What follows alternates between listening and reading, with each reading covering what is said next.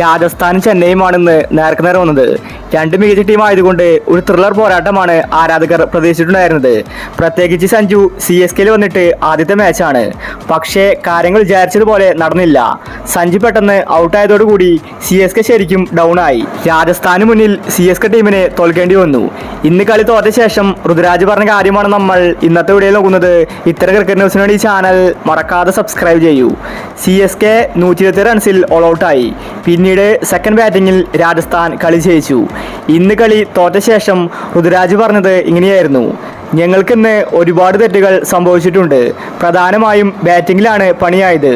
എൻ്റെ ഫുൾ വിശ്വാസവും സഞ്ജുവിലായിരുന്നു. പക്ഷേ സഞ്ജുവിന് ഇന്ന് ഫോമാകാൻ സാധിച്ചില്ല. അതുപോലെ തന്നെ ഞാൻ പെട്ടെന്ന് ഔട്ടായി മടങ്ങി. അതുകൊണ്ട് ടീമിനത് തിരിച്ചടിയായി. ഈയൊരു പിച്ചിൽ ആർക്കും തന്നെ ബാറ്റ് ചെയ്യാൻ സാധിക്കുന്നില്ല. ഇത് പിച്ചിൻ്റെ കുഴപ്പമായിരിക്കുമെന്നാണ് ഞങ്ങൾക്ക് തോന്നുന്നത്. ഫസ്റ്റ് ബാറ്റ് ചെയ്യുമ്പോൾ പിച്ച് കൂടുതൽ ദുഷ്കരമായി തോന്നി. സഞ്ജു ഇന്ന് ഫോമായെങ്കിൽ ഒരിക്കലും ഞങ്ങൾ ഇന്ന് കളി തോൽക്കില്ലായിരുന്നു. പക്ഷേ ഇത് ഒരു തോൽവിയായി ഞങ്ങൾ കണക്കാക്കുന്നില്ല. വരുന്ന മത്സരങ്ങളിൽ ശക്തമായിട്ട് തിരിച്ചു വരുമെന്ന് ഋതുരാജ് വ്യക്തമാക്കി. ചെന്നൈ ഇപ്പോൾ മുഴുവനായിട്ടും ആശ്രയിക്കുന്നത് സഞ്ജുവിനെയാണ്. സഞ്ജു ഫോമായാൽ അത് CSK ടീമിന് വിജയത്തിന് തുല്യമാണ്. സഞ്ജുവിന് മാത്രമല്ല ആർക്കും ഇന്ന് ഫോമാകാൻ സാധിച്ചില്ല. CSK ടീമിൽ വരുന്നവരെല്ലാം തന്നെ പെട്ടെന്ന് കൂടാരം കയറുന്ന കാഴ്ചയാണ് കാണാൻ സാധിച്ചത്. CSK ആദ്യ മാച്ചിൽ തന്നെ തോറ്റിരിക്കുകയാണ്. രാജസ്ഥാനായിരുന്നു CSK ടീമിന്റെ എതിരാളികൾ.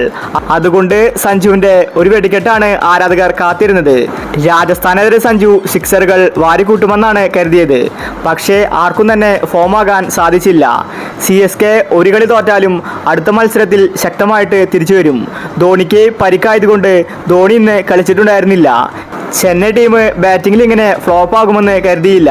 അപ്പോൾ ഇത്തരം ക്രിക്കറ്റ് ന്യൂസിന് വേണ്ടി ഈ ചാനൽ മറക്കാതെ സബ്സ്ക്രൈബ് ചെയ്യൂ.